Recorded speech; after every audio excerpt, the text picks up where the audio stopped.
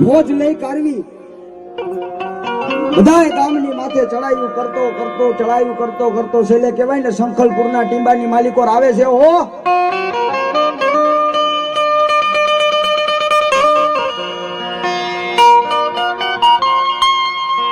વાહે રાજા છે મુગલ બાદશાહ છે ને વાહે પોતાની ફોજ છે ભાઈ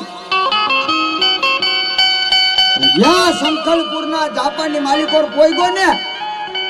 જાપાના ચોકમાં કહેવાય ને મારી બેસરીના છે ને કુકડા રમતા હતા ભાઈ નજર પડી ઓ ભાઈ મુગલ બાદશાહની ઓ આ કુકડા તો જો કેવા રૂડા છે કુકડા કેવા રૂડા છે અને કાપી કારવી કદાચ ને હજમ કર્યા હોય ને ભાઈ 2 દિવસની ખાવાની જરૂર ન પડે હો આવો વિચાર કર્યો ને પાહિતાઓને કીધું જાવ પાહિતાઓ જેટલા કુકડા રમે રહ્યા ને એ હવા હોતી 150 જેટલા કુકડા રમતા હતા બધાય કુકડાને પૂરી કાઢવી એક ની માથે સરિયું મેકી હો તાવડાની માલિકો તૈરા બધાય તો પૈકડા પણ એમાં એક કાણિયા નામનો કુકડો રહ્યો ને ભાઈ ઈ સટકી ગયો ભાઈ હો ઈ સટકી ગયો હે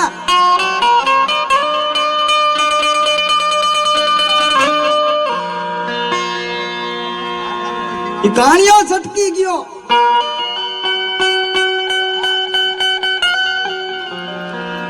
શંખલપુરની દેવીનો કુકડો કહેવાય ભાઈ વરખડીના ઝાડની અંદર જય કારવી હતાઈ ગયો બેઠો દેવીને છે ને એક આંખની માલિકોરથી આવણા પાડી દેવીને મેળા મારતો તો મારા બાપની દેવી આજે મારો મઢડો જાખો પડ્યો દેવી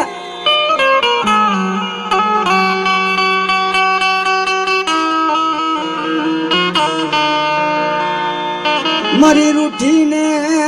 કોક મનાવો બુવાવ મારી રૂઠીને કોક પાછી જ બોલાવો મારી બેસરીને કોક પાછી બોલાવો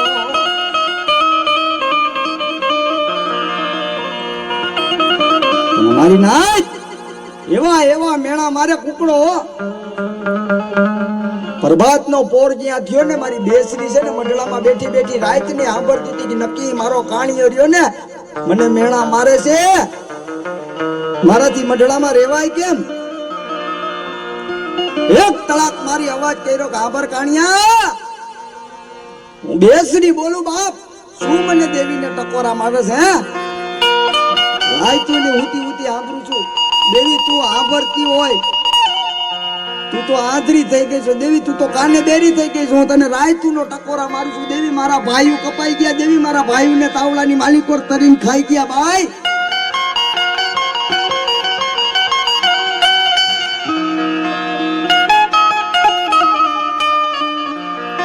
લે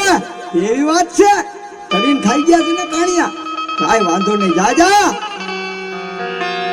વરખડીના ઝાડની માથે ચડી જા હવારનો કહેવાય ને 4 નો ટકોરો થાય ને કાણિયા 3 બાંગુ મારજે એક બાંગ મારી બીજી બાંગ મારી ત્રીજી બાંગ નો મારીને કાણિયા ત્રીજી બાંગ મારને જો કહેવાય ને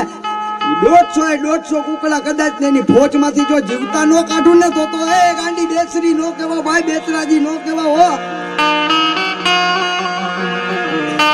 બધા એના પેટ ફાડી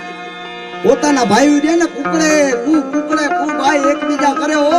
મારી બેસરીના કુકડા અમુક કોઈ જોવે ને ભલા માણા એની ગોયરું જો ખોદી મૂકી નો દે ને તો મારી ગાંડી બેસરી નો કહેવાય ભાઈ મારી બેસરાજી નો કહેવાય હો